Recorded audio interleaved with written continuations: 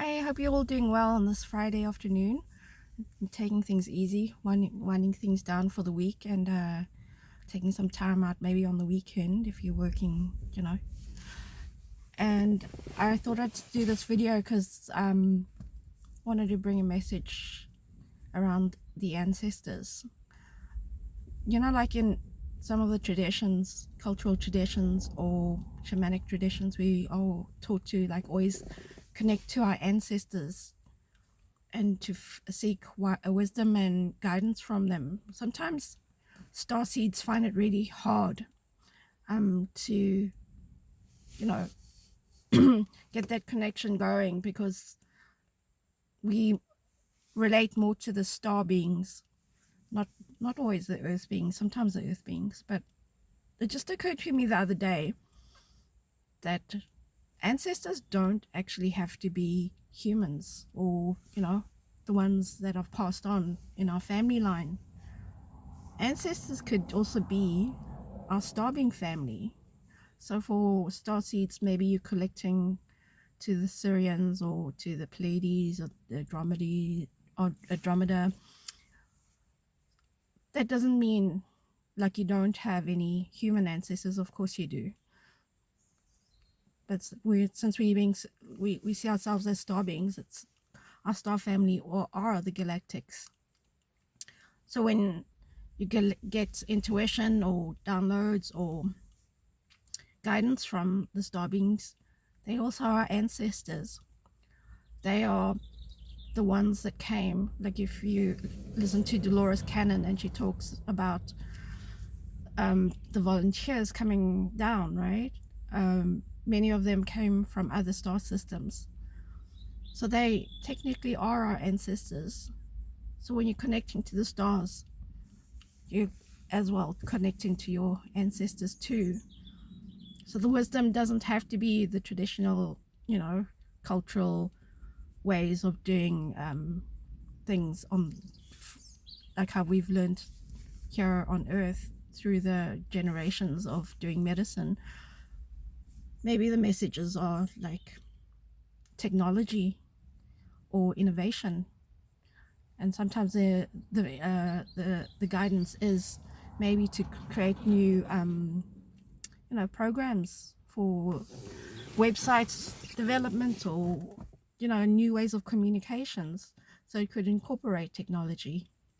I just thought I'd share that with you because sometimes it feels removed, when you are a starseed coming down and trying to do the work, and sometimes it doesn't make sense because we think we have to fit into a mold of being a human. We don't.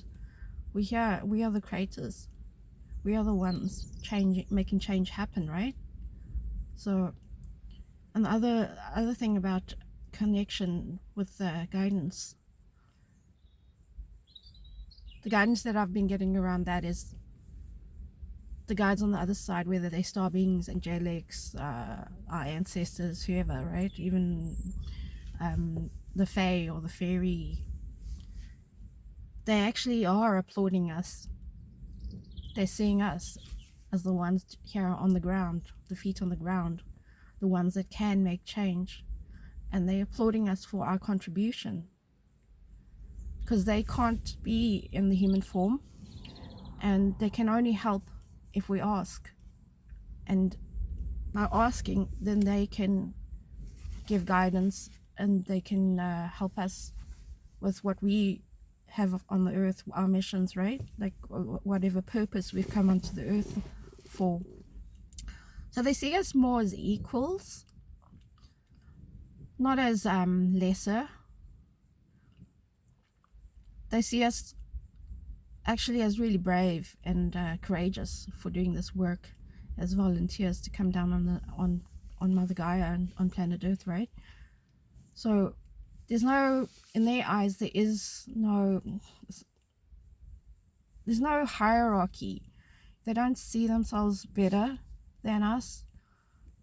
They see us as different, yes, because we have physical form and we can do physical things. And it's not a lesser than or higher than. There's no hierarchy there. So even with different ways of being, doesn't mean one way of being is better than another way. Yeah, I just thought I'd leave you with that message today. I know many are going through quite a shift at this time. So do take care of yourselves. Sometimes doing this work, physical ailments, illnesses, conditions come up. Other times it's emotional and mental things we have to work through. So do take care of those things, because this ascension is about and a physical ascension. We are moving ahead into higher consciousness with our physical form, our bodies, right? So if we're going to do that, it's better to be in the best condition, physically, mentally, emotionally, as we can be. It's not about being perfect. It's about taking care of yourself, so that your body, you as a spirit, and your mental state and your spiritual state can be housed in this physical form, so that you can go out and do your work in your current form. So whatever those ailments are, whether they're physical, mental, or emotional, or spiritual, do take care of them. Sometimes, like, we do need to ask for help. Yes, we do need to take responsibility for our own health. So do what we need to do. So sometimes it means getting a proper diet, changing our diet, right? Something that works better for us. And a proper diet doesn't mean there's only one diet for the one human. Proper diet according to your current state, and what your body needs. So really to listen to what's going on with your body, and listen so that you can get the intuitive messages, the understanding, and the guidance, not just from your higher beings like the guides, but also from your higher self. Because your higher self is always talking to you. It's just that we have to quiet down, stop and listen, take that time to contemplate, take that time out, take that time to ourselves, and listen to what our bodies need, listen to what our minds are saying, and our emotions. They are trying to tell us what's going on and what we need. Sometimes not in the best way. Sometimes it comes up as negative self-talk. But even in that, there's a message there. So always look for the deeper meaning, or the, like, past the toxic things that are coming up. Look past the hurts. Look for the lessons. Look for the guidance, and listen to what your body, your heart, and your soul need. Yeah, we're going through a lot of shifts. Some people are affected by the planetary alignments, what's going on in the news and around the world. So do take time out, take care of your bodies, and have fun. Remember to have fun, because like laughter and play really raises your vibration, and it changes things like that, right? So in an instance, it's always a choice. Do you want to sit in the lower vibration, or do you want to rise up? And it's always your choice, and it's your choice to pick whichever path you want to go in.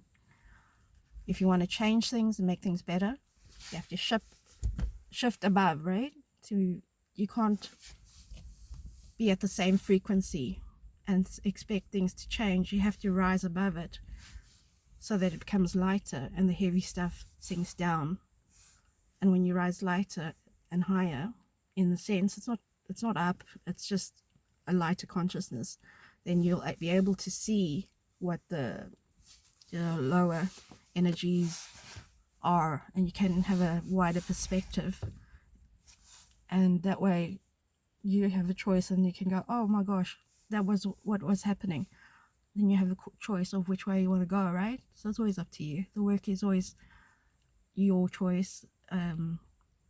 It's your responsibility. Ultimately, it's no one else's. Can get people to help, but ultimately it falls onto your own shoulders. And it's in this life, you get to choose only this life, only now. Even past lives, when you go back to the past, like, yeah, maybe you can change things. You can actually change your perception of things. So timelines as well. Sometimes it's better not to change the past, because it'll affect multiple timelines. So yeah, use your discernment, speak to your higher self, get guidance from your guides. But sometimes, like, you can't just timeline hop to a high consciousness, because sometimes there's lessons that you have to play out. Same with contracts. Sometimes you have to go through these lower contracts that seem to be not serving you, but ultimately in hindsight they actually are. So there's a higher wisdom to all of this. So on that note, it's weekend, let's have fun, raise your vibrations, and take it easy, laugh, play, and enjoy. Thanks. Cheers.